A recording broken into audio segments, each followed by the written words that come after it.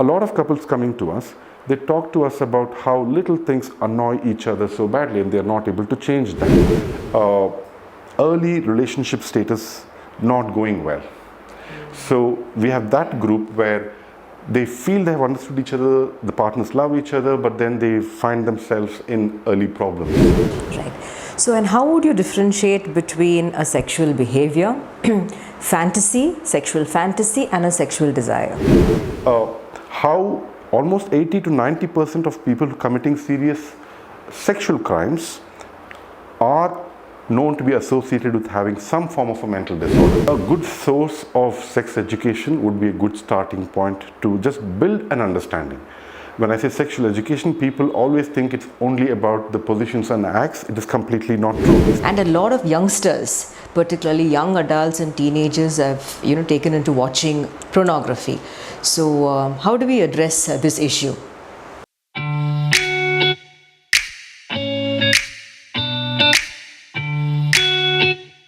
Hello, Namaskara. Welcome to A Key Point with me, Ritu Dravid. I am here today at iBrains, Center for Precision and Neuropsychiatry, with Dr. SURYA PRASAD. He's a forensic psychiatrist, and I welcome you to the show, Doctor.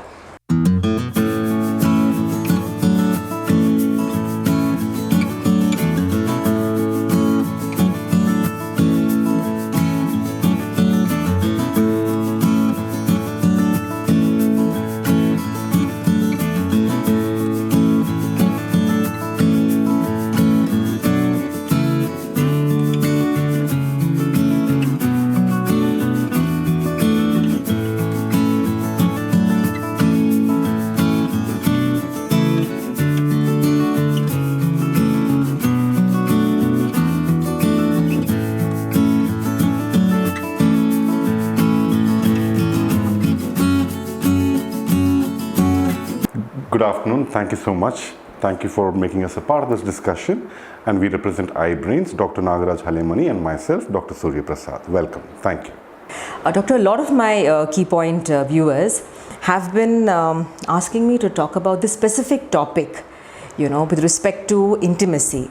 So it's about a reflection of unawareness of intimacy, or intimacy unawareness. So I want you to talk about it, because more often the word intimacy is mistaken. So it is probably a more deep-rooted kind of a thing with respect to sexual desires and the act itself, rather than just a mere feeling of closeness. So I want you to elaborate on that, Doctor. Okay. Yes, in today's world, probably forever in time, there's a difference between associating closely with a person, be it in a business front, academic student friendship front, siblings, family members, or by the time we are young adults, to form social relationships and eventually intimate partner relationships. The intimacy in these different aspects are quite different. The question of intimacy, the word as casually used, intimacy, people usually feel that as in the context of intimate partner relationship. Now, how is that intimacy different from the casual use of the word intimacy in other aspects, or is there a difference? I think definitely there is. For any relationship to thrive, we need a certain degree of fairness, respect, dignity, support, understanding, our ability to contribute mutually. All of this is what sustains any relationship. But by the time we begin to think closer at intimate partner intimacy, relationship intimacy, there the context is slightly different, and I think this is very important for people to be aware of. People usually coming to our centers, they talk about how their partner does not understand them, does not support them, or all the different problems of life they have to address, where one person feels overburdened with responsibilities and somehow perceive that the other person is not contributing enough, or they are no longer interested in each other as they were at the beginning of the relationship. But often what is missing is their active efforts in sustaining what's supposed to constitute intimate partner relationship. There are key elements to that. Emotional intimacy with a partner is different from me being emotionally connected with my friend, emotionally connected with my brother or my family. So in this specific aspect, that is where some people might think about it as possessiveness or jealousy. They give these certain different words around it. But it's about making the other gender feel special, feel important, feel loud. And that is through expression of emotions, mostly through communication, words. In today's world, obviously we are online as well. It can be virtual or in presence. Then there is physical intimacy, the component where, for example, I can hug my friend, I can handshake a professional, I can console my client who is in distress, maybe to the extent of tapping them or even giving them a light, gentle, professional hug. Is that physical intimacy? No, not in the context of intimate partner relationship. In intimate partner relationship, physical intimacy is about that privacy, the dignity, the respectful way, plus communicating the emotions and desires behind it, and to be able to make the other person feel important, valued, attended to, and warm. That physical intimacy is barely practiced culturally for us. Then, of course, sexual intimacy. When we get to that topic, it's a bit tight, be it cultural, moral, ethical, even institutional, the way we perceive sexual intimacy. A lot of people are left with either hearsay, talk to their friends, keep it private, or go online. Most of it is happening like this, and there is a market opening for that, as you know, through online websites, dating apps, and so on. But this kind of stigmatization of sexuality has been there for a long time.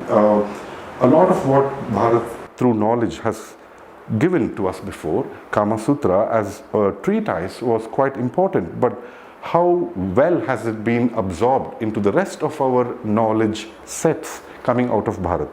It talks a lot about self-care, grooming, presentation. How do you judge ethics, morals, how do you balance that with your desires? How do you, again, integrate your needs with that of your partner's needs? How do you understand your body, your needs, and that of the other person? Who's going to teach us all this? It's become more of a trial and error process. How do we maintain those needs? Are we saying sexuality is only for childbearing purposes? Are we also going to ask whether it is a happy experience, something to be nourished? So that would be sexual intimacy. Then there are dependency needs between partners. We all have some abilities we are good at, some limitations we are not so good at, certain things we can't do at all, and we need another person consistently for a big part of our life to do that for us.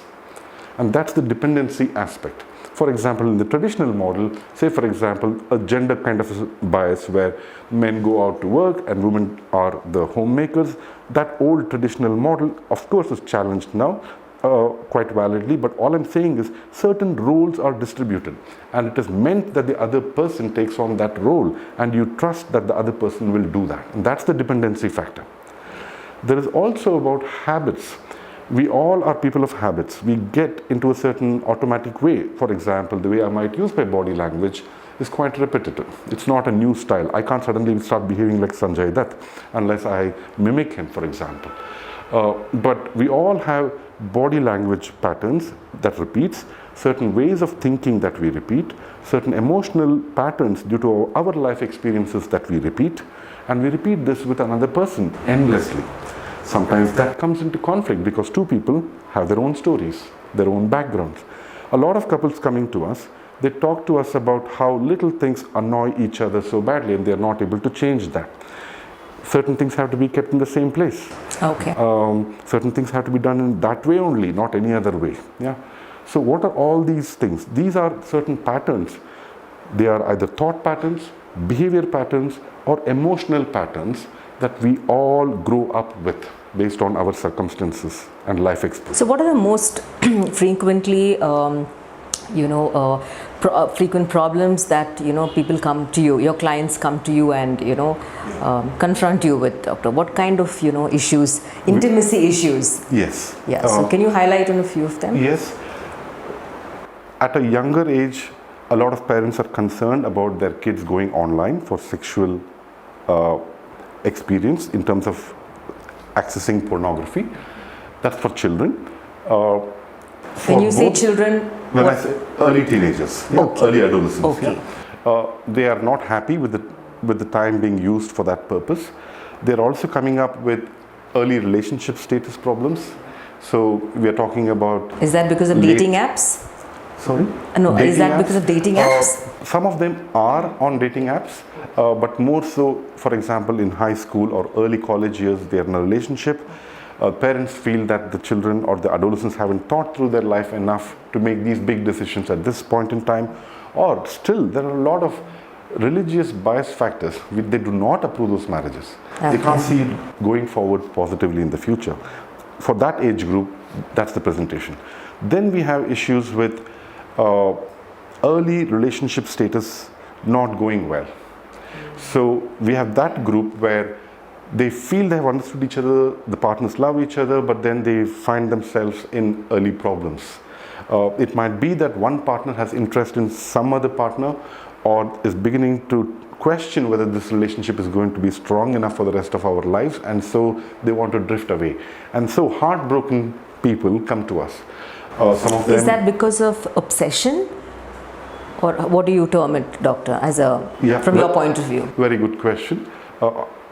Among the two partners, one of them is holding on to the faith of being in that relationship or being loved much harder and longer than the other person.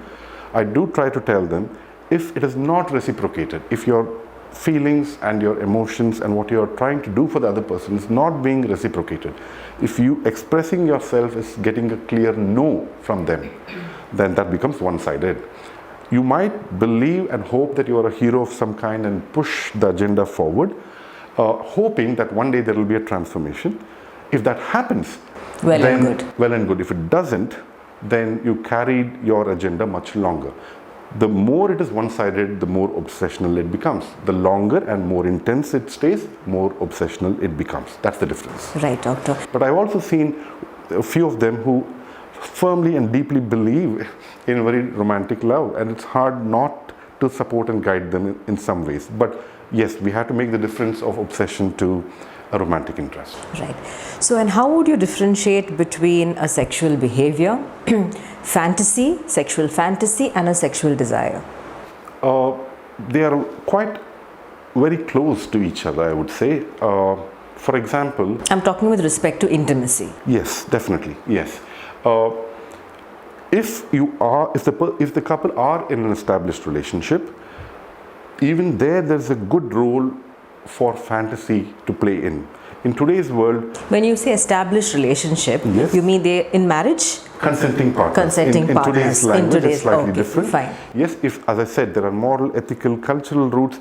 If you're talking about intimacy aspects only post-marriage, there are certain people who strongly believe in that aspect. Even there, the role for fantasy might be quite limited, because if the more regulated your thoughts and behaviors are around sexual elements, then I would suspect that your fantasy around those aspects might be more regulated, more in control. But on the other end of the spectrum, there are people who are imagining things, conceiving things, fantasizing. So they want to express that with their partner. Now, if they do not communicate that to each other, it becomes a struggle. Where do they express it? It will end up being their Pandora's secret, which they will try to explore elsewhere. And some of that, unfortunately, can go into deviant zones. We'll come to that later. But problems with sexuality. So, how far is a fantasy good enough? Is just a Shah Rukh Khan romantic movie enough for fantasy? Or there are, certain more extreme fantasies. In today's world, there are business models around that. It is considered acceptable sexual practices and norms in certain scattered parts of the world. So how do you say that? Whose fantasy is normal and whose not? Not, yeah. Absolutely. What about urge and sexual urge versus, behavior? bottom line to that in all judicial decision processes is one of age limitation and consent. Okay. So really two key words, it's about age and consent.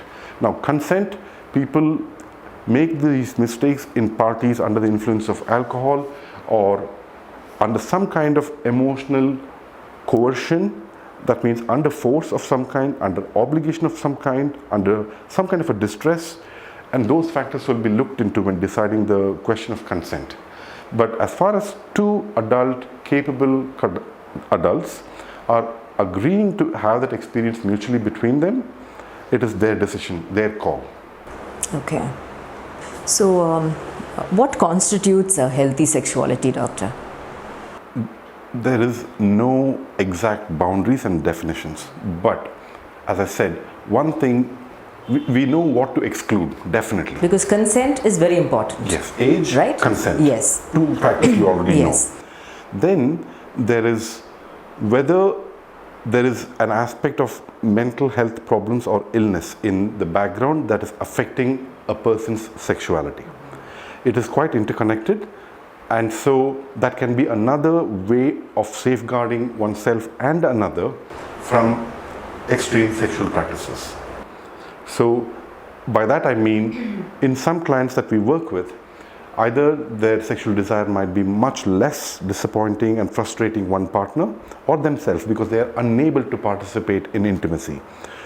Or on the other hand, they may have excess of it, which they may not feel is sufficient with their partner alone, increasing their risks and that to the partner. So do such people turn out to be criminals like rapists because they have an excessive urge, right? So they feel they're entitled, to kind of perform.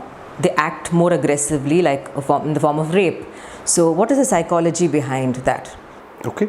If you want to come to abnormal sexual behavior, that will be a completely different From topic. a forensic perspective. Yes. Yeah. I would like to differentiate these 2 points. I think initially we were talking about sexual intimacy between normal, ordinary Yes. people. What is consensual? We were beginning to talk about urges, fantasies and desires within normal couples. But now you're touching on the point of abnormal and extreme. Now for that's why I introduced the point of mental health. Now, mental illness can be of different kinds. Personality disorders, the ones that you are talking about, severe sexual offenses committed anywhere globally, when detailed assessments are done on them, first of all, they have breached the criminal threshold. They have precedent of criminal behaviors with them, whether recorded, convicted or not is another issue, but you will notice that they are criminals and have committed criminal acts before, number one. Secondly, how almost 80 to 90% of people committing serious sexual crimes are known to be associated with having some form of a mental disorder. Okay. Now, people usually think of mental disorder only in terms of anxiety, depression, some common mental illnesses. Those are not usually the causes for serious sexual offending. So is this hypersexual disorders? Or having a more intense urge? In mental illness, I think the personality disorder profile, more serious parts of it is emotionally unstable personality disorders, antisocial personality disorders, narcissistic personality disorders. This personality disorder is something about the way they think, feel and do as a lifetime pattern that has built in them. So they feel very dominant, they feel quite deserving, they perceive things very, very differently to ordinary people. They misunderstand things very easily.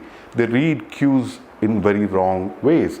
Serious sexual offenders do have very unstable family dynamics background.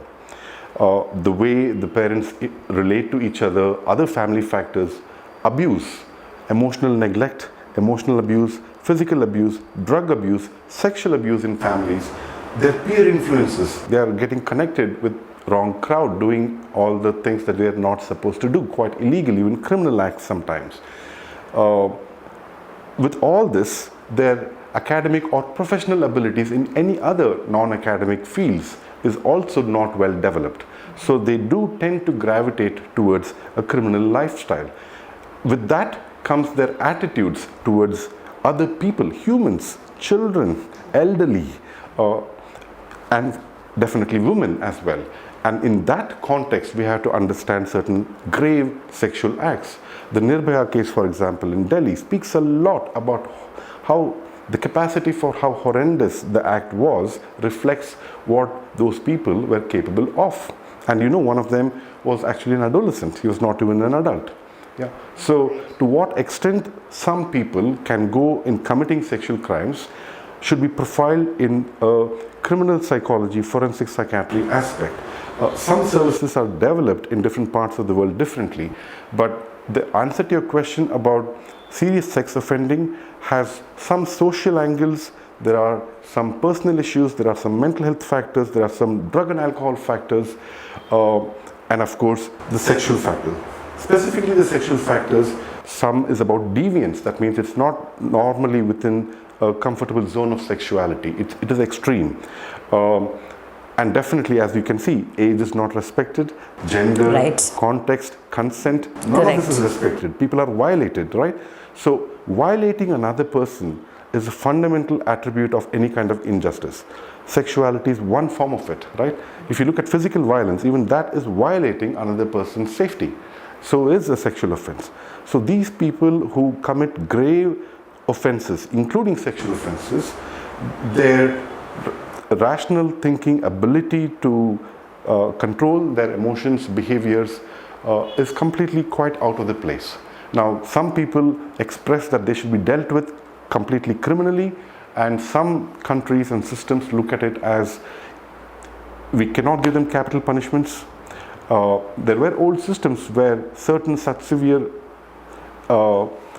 acts were condemned with castration, physical, surgical castration, chemical castration. Yeah, but now more, I would say, a different way of working on it is through institutional processes and structures. So they're trying to address them as people with severe destabilizing problems who need to be rehabilitated.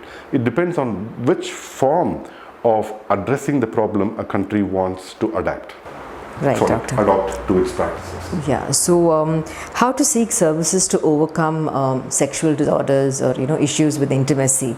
So, what are the where can people go to seek some kind of personalized? Yeah, I would say a good source of sex education would be a good starting point to just build an understanding.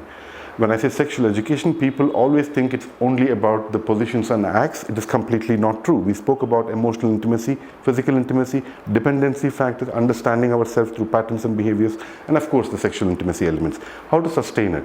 That's the education I'm talking about.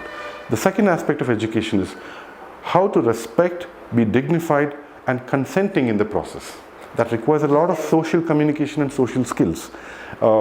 And valuing another person, respecting another person. Yeah, so those things have to be learned.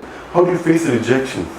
That's another thing. So how do you deal with negativity when it's a no? So a lot of understanding, training goes into all these aspects. When it comes to them beginning to have problems, whether they have a mental health issue that needs to be helped with, because that can improve their intimacy aspects, you can go to psychological and mental health services, for example, like iBrains. We offer those services. If you have medical illnesses as a consequence of sexual practices that were not safe, you should approach sexual medicine clinics where they give you antibiotics. But a lot of them are still reluctant to, come up with issues on intimacy and come and meet a therapist or a counselor and to talk about it and even to take medicines, right? Particularly in a country like ours. So has this changed, Doctor, and what has been your patient outcomes? I mean, what have you seen over the years treating? Do you think the footfalls are more with respect to cases of this sort? That's a very valid point, Ms. Ritu, you raised. First of all, people accessing mental health services is quite limited. There's still a lot of stigma. People do want to talk about it. They ask for one session. They somehow think talking once will solve everything. Therapy is a process. It takes many sessions. We have to give them specifically tailored sessions. What format, what kind of specialist therapy needs to be given for what problem. Then they're reluctant to take medicines. They've heard a lot of rumors about what medicines do to them. They have forgotten that there is something called precision psychiatry, which is what you're trying to provide, personalized care. Which medicine might suit one person better than another? So people coming in for therapy are also given medicines, is it, for their condition? Okay. If required. So we have to choose which person can do without medicines completely. Are there alternate options? Can some people do only with therapy modalities? Is that enough for them? It depends on the severity. It depends on how long they've carried certain problems, how severely it's affecting them currently. So doctor, we were discussing about sexual addiction, right? A lot of them are having repetitive thoughts about sexual urges, etc. So is it a what do you call it, a compulsive sexual behavior? And a lot of youngsters, particularly young adults and teenagers, have taken into watching pornography. So how do we address this issue? Very relevant topic to cover. As I hinted before, our early understanding of this topic is coming from these channels, unfortunately. And I think the more integrated and comprehensive, maybe some acceptable form of communication and education on this topic gets imbibed in our society, there is lesser risk of wandering in darkness, I would suppose. Secondly, I think we should differentiate what addiction is from online sexual viewership.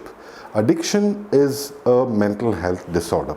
There can be gambling, alcohol addiction, other substance addictions, sexual addictions. Addiction is a pattern where a person cannot live without that particular aspect, recurring very frequently in their life, almost on a daily basis, absorbing most of their mental and emotional energy, consuming most of their resources. It might be financial, it might be time, at the expense of others. They can no longer take the requirements of other people on board. So in other words, this severe preoccupation into something at the expense of their own safety and well-being or that of others, that's when we get to a definition of addiction. Yeah? On the other hand, if we talk just about sexual content viewership, I think there are lots of perspectives on this topic, right from ordinary web to dark web, what content is out there, is it ethical pornography or unethical pornography, should ethical pornography be allowed or not. There's all kinds of diverse arguments coming out. How do you monitor this process? How do you censor this availability? Should you or not? All this are significant discussions that are happening across media. It's happening through governments. It's happening through information technology units and establishments, businesses, and even people. But yes, there is a huge amount of material out there, and people can end up wandering, not realizing and separating or able to differentiate what might be acceptable, healthy, or sexuality versus where they're crossing lines and boundaries of that being unsafe, or quite whether you're getting down the roots of sexual deviance, for example. So sexual addiction can be one of the consequences of online viewership. A lot of families talk to us about a lot of screen time spent by people. Yeah. Adults are always on their phone doing something or the other. Social media is for adults, and children are also online with their educational system now post-COVID to that. So from there, how do you end up into other such, be it dating apps or pornography sites? One of the things that we do know about sexual viewership is that their relationship status, whether they have a happy life, be it professional, if it's a student, is a reasonably contented academic life, or if it's a non-academic pursuit, if they're good at something, their absorption is elsewhere. Good family life, good social life, good academic or professional life. So you basically have to channelize it in the right direction. Yes. Yeah. Okay. Sexuality becomes a part of their life, not the predominantly aspect of their life. So as far as sexual viewership of adult content goes, even quite a lot of people who are stable on a lot of these fronts, who have a requirement or desire for more expressed sexuality also are viewing this content, but not at a rate that is alarming. That means they have consensual couples. We are aware of couples who sit together and watch adult content. So it's not wrong to do that, but not excessively. There are views. Okay. That's why I said, whether you take cultural view, whether you take moral, ethical view, orthodox view, which country you are, what laws and legal systems you're practicing, who's going to decide that? Yeah. So, it's a tough one to ask when you're trying to set population level policies, what to allow, what not to allow.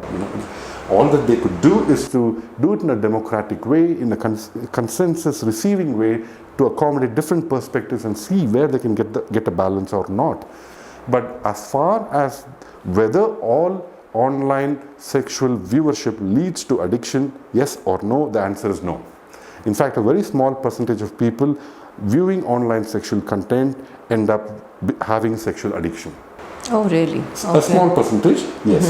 For example, the same story applies to people who, for example, watch a lot of video content, violent video games. Video games are violent. You tell me how many teenagers onwards play video games that are not violent. Does that Most mean of them are. most of the video games are, yes. At a much younger age, maybe you have more softer video games that are not violent. But as the age group increases, by the time you come to 7, 8 onwards, you're playing with guns and swords and blood spilling everywhere. That's the video games people are familiar with, right? Most of it. Yeah. So does that mean that all these people who watch such violent video games end up being criminals and violent in society? No. But yes, they can be quite emotionally agitated. Their self-regulation can be disturbed, their concentration, focus. Okay. So like that, people who consume sexual content may have emotional dysregulation problems, intimacy establishing problems, because online there is no rejection, there is immediate gratification, there is privacy, a lot of elements that are not there in real life partnership. There is no build up, there is no courtship process around it. It's just immediate gratification. So right. Sexual expression online through imagery, previously there were magazines, all that was allowed. So the only solution to this is channelizing to the proper way, maybe through academics or learning a sport or reading a book or however. Some people talk about educating. When we're talking at sexual awakening stage, that means teenagers who are growing up into young sexual adults, they need education. We talked about what the elements of that education might need to look like.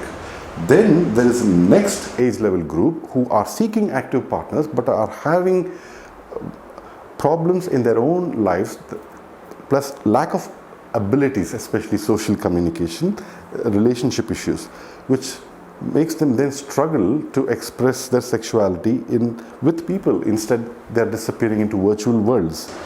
Then you have those people who are spending screen time. A small fragment of them end up into sexual addiction. Okay. And also sexual criminal offenses. Okay. Now, that is what the online systems are trying to monitor worldwide. If you access pedophile related content, pornography content, the web traffic is designed through cybersecurity to detect that, and they can trace it to your IP address, right? So they can do this. To what extent do you want to do this? Any skin seen on the internet, do you want to censor that? Or how much of sexuality visible online would you allow? Now, these are government policies. That's beyond my purview. Right. So one last parting question that I would want to ask you, Doctor. Sometimes people experience a fear of intimacy because of a breakup, etc. So they're unable to form meaningful connections later once they have a breakup. So what is your advice to such couples or such patients?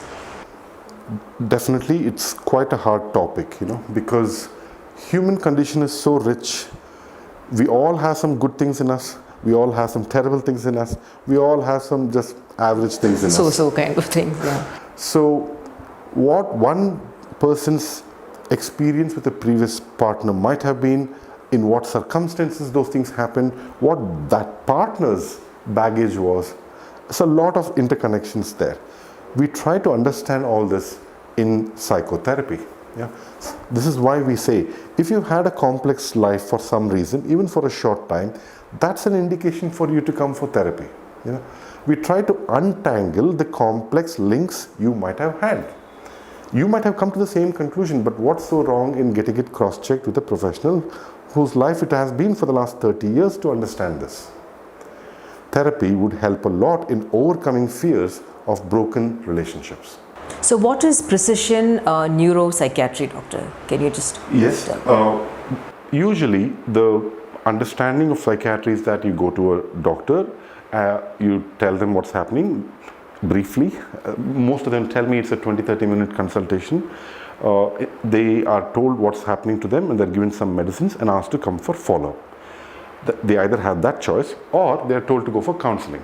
Now, counseling, clinical psychology, psychotherapy, these are slightly more specialized aspects. What a client needs for what situation needs to be personalized to their context. So, in precision psychiatry, we not only integrate the functioning medicine component of a person's body. You know, it might be a physical aspect that's contributing to your mental health problems.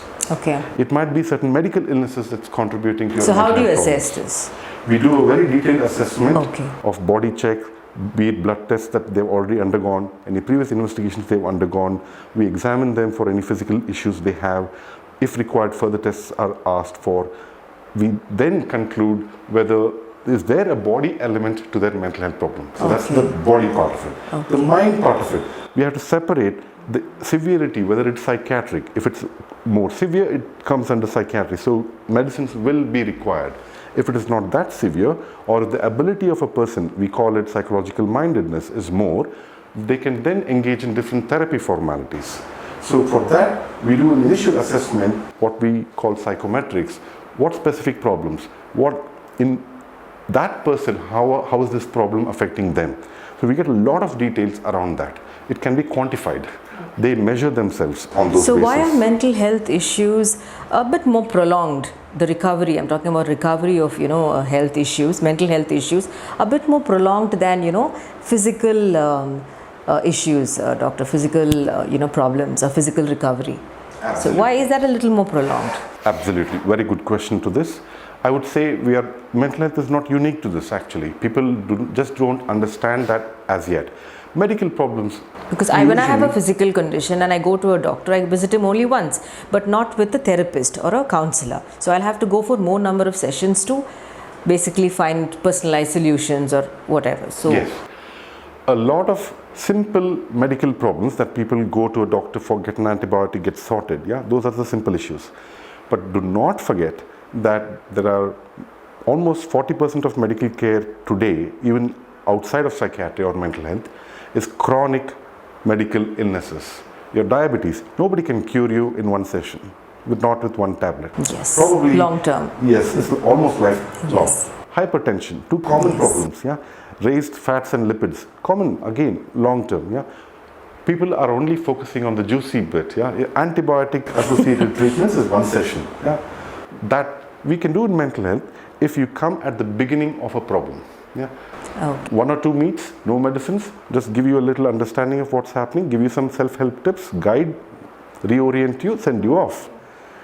But if you come later, piling up all your problems, it's affected you badly for months and years, which you only talked maybe to your close friends who can't guide you well enough. They are Beautifully not explained. professionals. Yeah.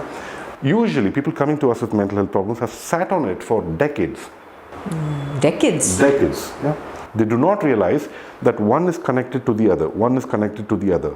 So it's more like a domino effect. People come to us when their depression is so bad that they're not able to go to office.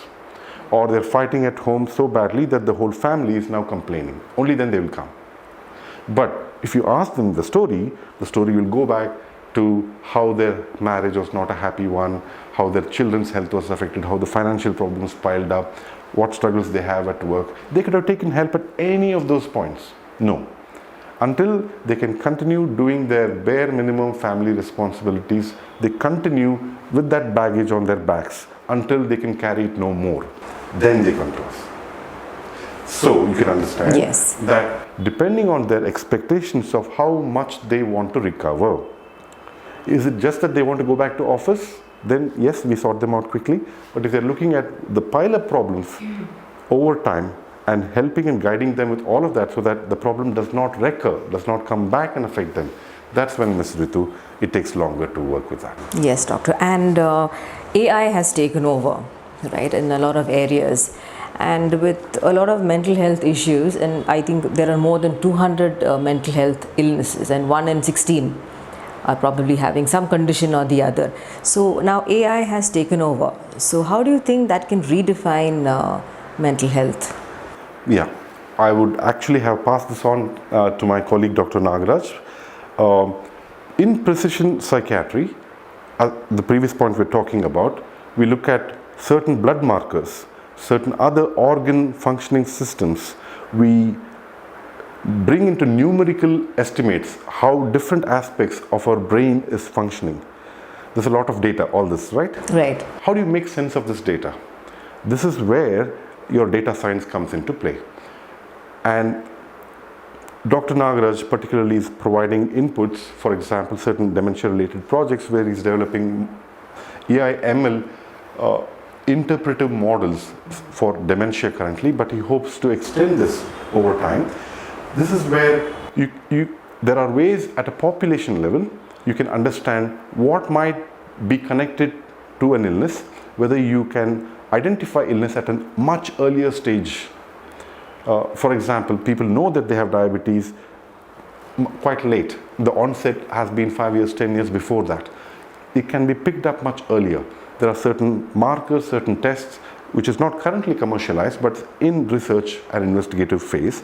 If you can use some of that and commercialize that process, you can pick up elements quicker. So have you implemented AI in any of your other than dementia? Or you are working on that? We are working on all those aspects. Okay. So we are trying to integrate precision psychiatry with more data science so that not only it helps with research and population level inputs that we can provide as a service model, but we are also trying to make sure that some of that data science can be applied on a personalized basis, because precision psychiatry is about personalizing care to an individual. Okay, doctor. So that can be used in psychotherapy and counseling as well? Yes. Right? Apart Yes. from just the treatment, Yes. other treatments. For example, people's speech can be interpreted, data analyzed. People's behaviors through video recordings can be data analyzed. All this is happening. Yeah? It's not me or us doing it now. Right. In the world, there are research pockets that's doing all this. Yeah? Your sleep patterns can be analyzed. Your body rhythms, like sleep, your sweating, your pulse rate, your heart rate, your breathing, all this can be analyzed. You can imagine hours, days, months of this data on a person. No human is going to be able to analyze that. But you can put this information through data science analysis using AI/ML that can give us personalized inputs for individuals. Right. So it's a good advancement. It's a good technological advancement. Okay. It's early days, I must say.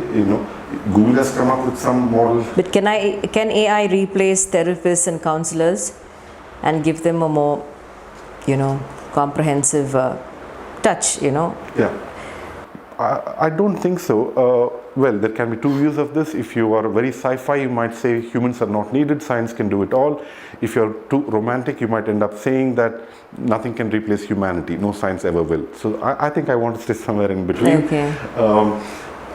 In a previous life, that means let's say 50 years ago, we had fewer tests, fewer examinations. Those fewer tests and examinations helped a health personnel, it can be any multidisciplinary team member, to make judgments about what's happening. I would say today we have just more of that. Is what we have today enough? 100 years later we'll know. Maybe we'll have 1,000 more different things that will give us data points to understand what's happening. I wouldn't answer the question of whether robots and science will replace humans.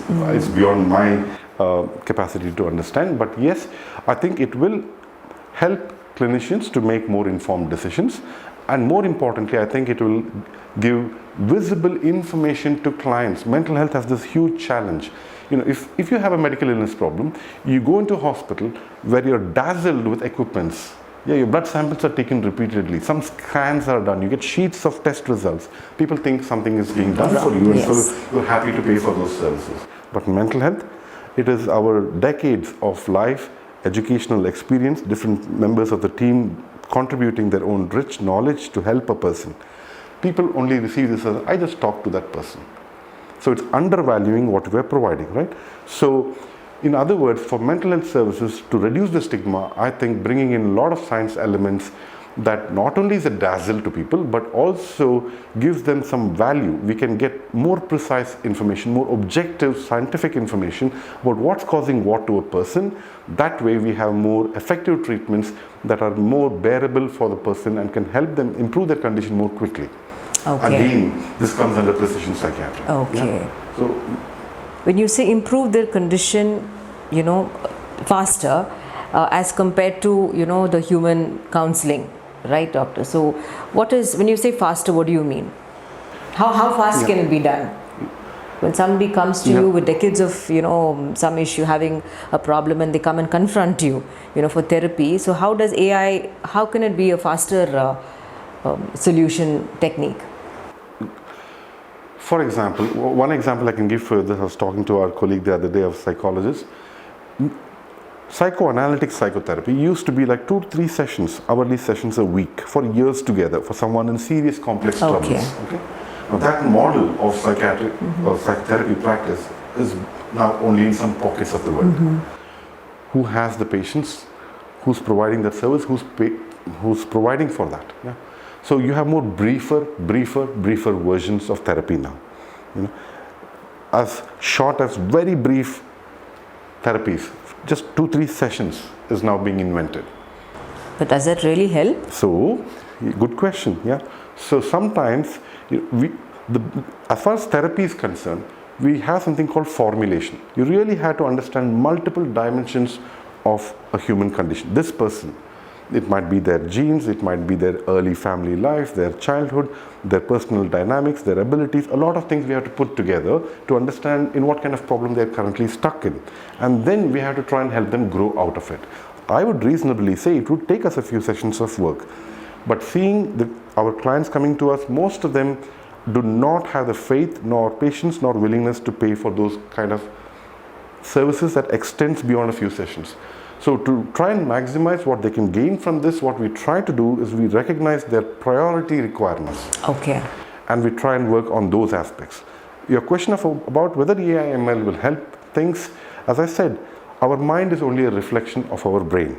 Our brain is deeply connected to our body.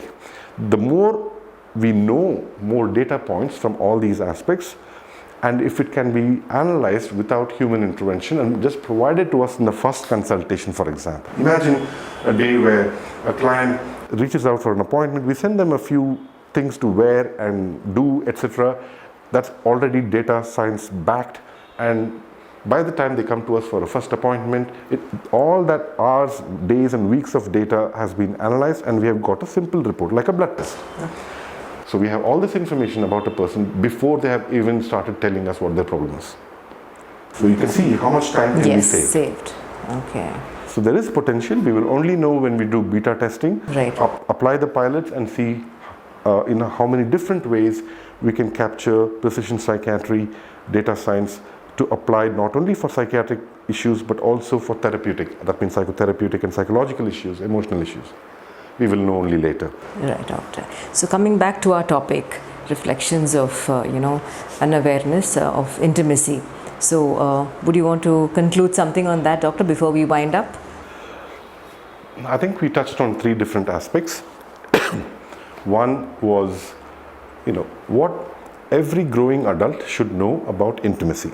Sexuality is an aspect of that. How do you grow in a healthy way to accommodate that? How do you value that part of your life? The second aspect was about how, if things are not going well, I think people should reach out to mental health services because unfortunately they're leaving it as a domino effect. Things have piled up for too long, too late. Both their mind and their body is affected. Don't leave it so late. Just like you would go to a doctor for an antibiotic, just consider your brain and mind as important. In fact, your body is decided by your brain and mind. But people should begin to understand and acknowledge that, make less stigma out of it, support these aspects a lot quicker. The third aspect we spoke about was the extremes of sexuality and the criminal aspect of sexuality. Definitely, I think with our Honorable Home Minister's oversight, the entire criminal procedures, judicial system is being reformed. I understand. I'm sure it will accommodate certain developments globally that are happening and essential to reduce such crimes.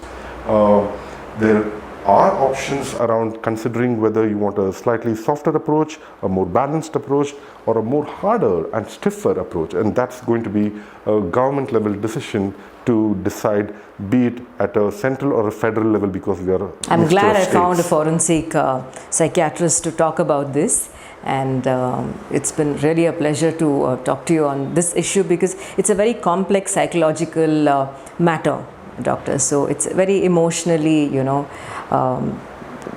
draining and touching, right? Most of these issues, intimacy issues. So I'm glad that I found you, and you've really thrown a lot of light, and your patients, your clients, and even the viewers, key point viewers, will surely be very, satisfied with the content that you've provided with us today. So I thank you so much for spending your precious time with us and contributing so much of information to our viewers. Thank you both to viewership and to the channel to support senior journalists like Ms. Ritu to work on such an important area. It is for public dissemination. People should know about it. Legal reform systems should watch out. Offenders should be beware. People should seek right guidance at the right time, and I think your efforts today via your channel is spot on to bring this topic for discussion. Thank you for having us, iBrains. Thank you so much, Doctor. A key point ದರ್ಶಕರಿಗೆ ಧನ್ಯವಾದಗಳು. Miss Ritu ಅವ್ರ ಜೊತೆಗೆ ನಮ್ಮ ಸಂಭಾಷಣೆಯಲ್ಲಿ ನೀವು ಪಾಲ್ಗೊಂಡಿದ್ದೀರಾ. ನಾವು ಮುಖ್ಯವಾಗಿ ಏನು ಮಾತಾಡ್ತಿದ್ವಿ ಅಂದರೆ, ನಾವು ಬೆಳೆಯುವಾಗ ಪ್ರೀತಿ ವಾತ್ಸಲ್ಯ ನಮ್ಮ ಪಾರ್ಟ್ನರ್ ಜೊತೆಗೆ ಹೇಗೆ ಬಿಲ್ಡ್ ಮಾಡ್ಕೊಳ್ಳೋದು, ಅದನ್ನು ಆರೋಗ್ಯವಾಗಿ ಹೇಗೆ ಇಡೋದು, ತಪ್ಪು ದಾರಿಯಲ್ಲಿ ಹೋಗದೆ ಹೇಗೆ ಅದನ್ನು ಒಂದು ಫ್ಯಾಮಿಲಿ ಲೈಫಲ್ಲಿ ನಾವು ಅಳವಡಿಸ್ಕೊಳ್ಳೋದು ಅಂತ ಅದರ ಬಗ್ಗೆ ಮಾತಾಡಿದ್ವಿ. ಎರಡನೇ ವಿಷಯ, ತೊಂದರೆಗಳಿದ್ದಾಗ ದಯವಿಟ್ಟು ಅದನ್ನು ತುಂಬ ಕಾಲ ತಡ ಹಾಕಬೇಡಿ. ಏಕೆಂದರೆ ಶರೀರವಾಗಲಿ ನಮ್ಮ ಬ್ರೈನ್ ಆಗಲಿ ಅದು ತುಂಬ ಜೋಡಿಯಲ್ಲಿ ಕೆಲಸ ಮಾಡುತ್ತೆ. ಒಂದು ಕಡೆ ಕಷ್ಟ ಬಂದರೆ ಇನ್ನೊಂದು ಕಡೆ ಕಷ್ಟನೂ ಬೇಗನೆ ಶುರುವಾಗುತ್ತೆ. ನೀವೆಲ್ಲ ಸ್ಕಿನ್ ಡಾಕ್ಟ್ರಿಗೆ ಹೋಗ್ತೀರಾ, ಲಂಗ್ ಪ್ರಾಬ್ಲಮ್ ಆಸ್ತಮಾ ಅಂತ ಡಾಕ್ಟ್ರಿಗೆ ಹೋಗ್ತೀರಾ, ಬಟ್ ಮೆಂಟಲ್ ಹೆಲ್ತ್ ಅಂದ್ಬಿಟ್ಟು ಸೈಕ್ಯಾಟ್ರಿಸ್ಟ್ ಆಗಲಿ ಸೈಕಾಲಜಿಸ್ಟ್ ಹತ್ರ ಆಗಲಿ ಬರೋದೇ ಇಲ್ಲ. ಅದರಿಂದಾಗಿ ನೀವು ಎಷ್ಟೋ ತಿಂಗಳು ಎಷ್ಟೋ ವರ್ಷಗಳು ನಿಮ್ಮ ಕಷ್ಟಗಳನ್ನು ನೀವೇ ಅನುಭವಿಸ್ಕೊಂಡು ನಿಮ್ಮ ಸುತ್ತಮುತ್ತ ಅವರಿಗೆ ಕಷ್ಟಗಳು ಕೊಟ್ಕೊಂಡು ನಿಮ್ಮ ಜೀವನದಲ್ಲಿ ನೀವೇ ನಿಮ್ಮ ಸಂತೋಷನ ಕಳ್ಕೊಳ್ತಾ ಇದ್ದೀರಾ. ಹಂಗೆ ದಯವಿಟ್ಟು ಮಾಡಬೇಡಿ ಅಂತ ನಾವು ಈ ಇಂಟರ್ವ್ಯೂಯಿಂದ ಹೇಳಬೇಕು ಅಂತ ಅನಿಸುತ್ತೆ ನಮಗೆ. ಮೂರನೇ ವಿಷಯ, ಈ ಸೆಕ್ಸ್ ಕ್ರೈಮ್ಸ್, ಸೆಕ್ಸ್ ಅಫೆಂಡರ್ಸ್ ಅವ್ರ ಬಗ್ಗೆ ಸ್ವಲ್ಪ ಚರ್ಚೆ ಆಯಿತು. ಇದು ತುಂಬ ಭಯಂಕರವಾದ ಒಂದು ಪರಿಸ್ಥಿತಿ. ಜನ ಅವರ ಸೆಕ್ಶುವಾಲಿಟಿನ ನಿಯಂತ್ರಣೆಯಲ್ಲಿ ಇಡದೆ, ಅದನ್ನು ಆರೋಗ್ಯ ರೀತಿಯಲ್ಲಿ ಅನುವರಿಸದೆ, ಬೇರೆಯವ್ರಿಗೆ ಗೌರವ, ಅವರ ಕಷ್ಟಗಳನ್ನು ಅರ್ಥ ಮಾಡ್ಕೊಳ್ದೆ, ಬರೀ ಅವ್ರಿಗೆ ಬೇಕಿರೋ ಸುಖ ಮಾತ್ರ ಪಡೆಯೋಕ್ಕೆ ಈ ಸೆಕ್ಷುವಲ್ ಅಫೆನ್ಸಸ್ ಮಾಡೋರಿಗೆ ಸರ್ಕಾರ ತೀವ್ರವಾಗಲೇ ಏನಾದರೂ ಡಿಸಿಷನ್ಸ್ ಮಾಡುತ್ತೆ. ಹಾಗೆ ಎಷ್ಟೋ ಈ ಥರ ಸೆಕ್ಸ್ ಅಫೆಂಡರ್ಸ್ಗೂ ಸಹ ತುಂಬ ಮೆಂಟಲ್ ಹೆಲ್ತ್ ಪ್ರಾಬ್ಲಮ್ಸ್ ಇರುತ್ತೆ. ಗೊತ್ತಿರೋ ಸೆಕ್ಸ್ ಅಫೆಂಡರ್ಸ್ ಅವರ ಜವಾಬ್ದಾರಿಯಿಂದ ಅವ್ರಿಗೆ ಈ ಮನೋಕಾಯಿಲೆಗಳು ಇದೆ ಅಂತ ಗೊತ್ತಿದ್ದರೆ ಅವ್ರು ಬೇಕಿರೋ ಟ್ರೀಟ್ಮೆಂಟ್ ಬೇಗ ತಗೊಂಡ್ರೆ ಸಮಾಜಕ್ಕೆ ಅವರು ಇಷ್ಟೊಂದು ಕಷ್ಟಗಳು ಕೊಡದೇ ಇರಬಹುದು. Thank you. ಕೀ ಪಾಯಿಂಟ್ ಅವರಿಗೆ ಧನ್ಯವಾದಗಳು.